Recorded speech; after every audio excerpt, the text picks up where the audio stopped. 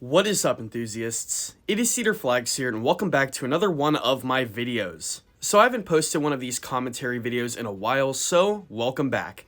Today I'm going to be continuing a very loved installment on my channel, and that is talking about my unpopular roller coaster opinions.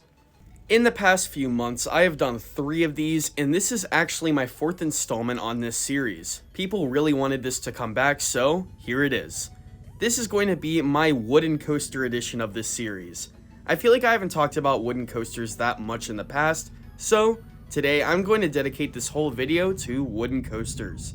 Most of these opinions were actually formed in the past few weeks when I was on a roller coaster trip with 2 of my friends, but at the same time, these are very controversial as well, so sit back, relax, and endure these 5 unpopular opinions.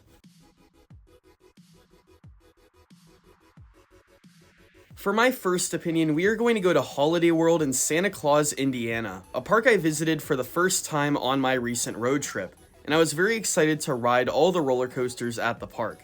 I was disappointed to find out Legend was closed, but I got right to Voyage. I rode Voyage front row, back row, middle rows, in the morning, afternoon, evening, and my verdict, I find this ride extremely overrated. This is actually one of the most hyped up roller coasters of all time. A lot of people say that it's in their top 5, if not their number 1, ranking it higher than rides like Steel Vengeance, Skyrush, and Lightning Rod. I like rides that specialize in their own sort of treat as well. If a ride has good positive Gs, I'm going to love it. If a ride has great lateral Gs, I'm going to love it. And the Voyage provided absolutely nothing for me. I don't know why. It was a pretty humid day. It was around 87 degrees. And let me just say, it might have just not been warmed up that day, because I found absolutely no ejector airtime on this ride whatsoever. In fact, I barely found floater. Granted, I haven't ridden this ride trimless at night yet, and I hear that's when the ride runs the best, but even with the first half and the second half, which is trimmed, I was not impressed whatsoever. I actually got off of this ride extremely disappointed, and leaving this ride having a very sour taste in my mouth. It actually isn't even my favorite coaster at Holiday World. People in my group thought the same exact thing, and ranked rides like Thunderbird over it. Now, I didn't rank Thunderbird over it, but I did rank another coaster over it. Let me say that in my second unpopular opinion.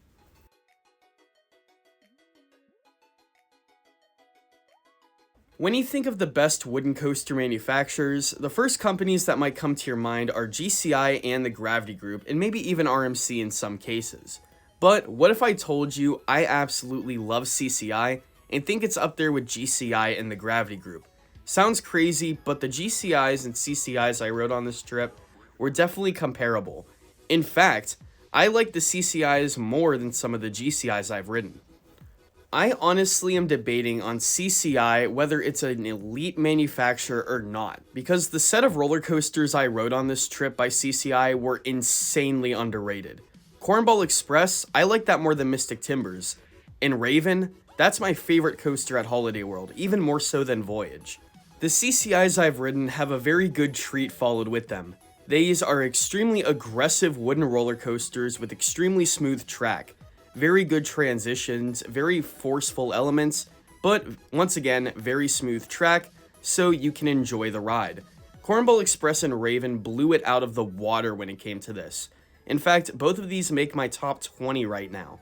Raven is actually my second favorite wooden coaster of all time, and I like it more than any GCI I've ever ridden. Raven is so good, I love this freaking ride, and it's probably the most underrated roller coaster I've ever ridden. I'd honestly put this in the elite category, as in my list it's right next to Montu and Mako. That's pretty impressive. And looking at other CCI coasters that I haven't ridden, like Shivering Timbers at Michigan's Adventure and Boulder Dash at Lake Compounce, I honestly think that CCI will go up in my manufacturing rankings even more. Those 2 coasters honestly look like top 10 for me, up there with some of the RMCs I've ridden. I don't know why, but when I ride a GCI, I get a nice aggressive feeling, but when I ride a CCI, it's just a lot more fun to me. It has a traditional wooden coaster vibe, but also has insane ejector airtime that is matched up with modern day steel coasters.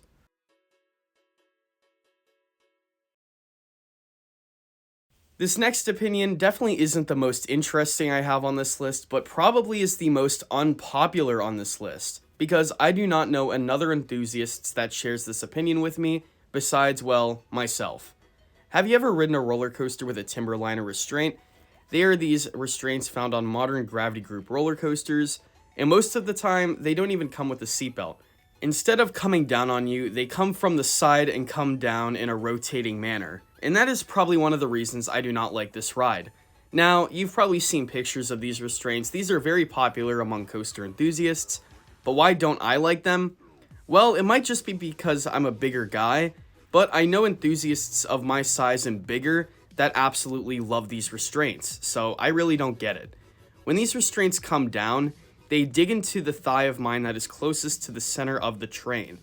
Now, my other thigh, it's perfect. It has a lot of space for airtime, but when the restraint comes down on my other thigh, it crushes me and completely eliminates all ejector I would have gotten. Instead of getting graceful ejector airtime, I get a restraint bruised into my thighs. I really don't know why this is. Many people have blamed my opinion on ride operators that staple me, and this is especially the case on Mindblower at Fun Spot. I find Skyrush's lap bars and the comfort colors on Premier Rides coasters to be way more comfortable. Please give me those anytime more than a Timberliner. I cannot stand these things.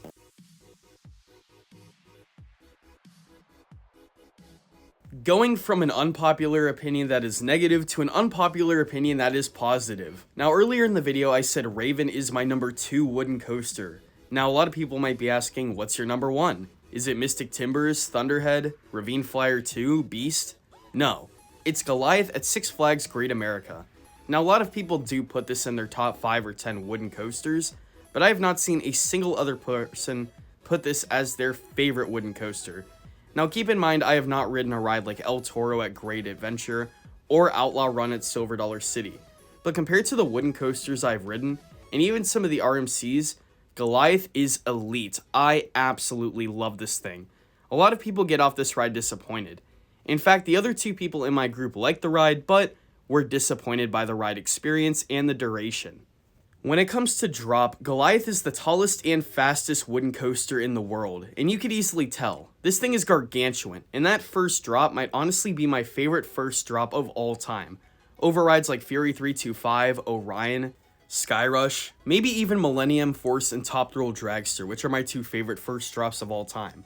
This first drop is incredible, and easily my favorite first drop on an RMC. This ride does not end at the first drop though. After that, you go into a pretty fun turnaround, which a lot of people hate on, but I actually found pretty fun and got some airtime. After that, you go into an insane ejector hill, which is easily my favorite moment on the whole ride. I absolutely love this ejector moment, and it is one of my favorite ejector moments of all time. It flings you out of your seat, crushes your thighs, and does everything in between. After that, you go into the only dive loop on an RMC, and it feels great. After that is the 0G stall, which was a little forgettable, I'll be honest on that. And then another turnaround, which gave some great ejector in the front. And then another ejector airtime pop, which leads into the brakes. Like I said, a lot of people were disappointed by this ride, but I couldn't get enough of this thing. Is this ride short? Extremely. But is this ride fun? Extremely. I think this ride has a great roundup of elements, and is one of the most consistent rides I've ever ridden. And if this ride had a third lap, it would probably make my top 5.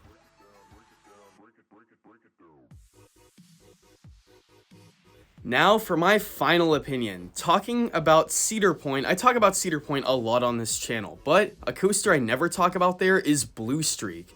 I used to hate this ride. I only rode this ride in the back car for some reason, like a GP, but then my friends on the road trip convinced me to ride in the front row. I thought it couldn't get much better in the front row than the back, would it?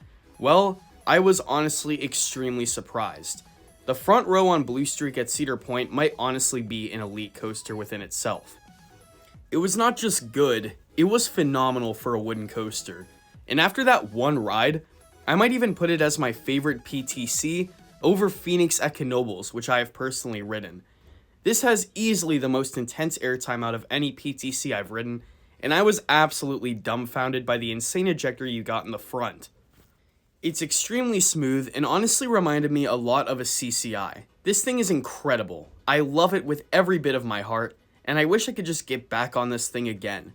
This is such an incredible ride, and I am so glad it's so close to home. But anyway, that is my video.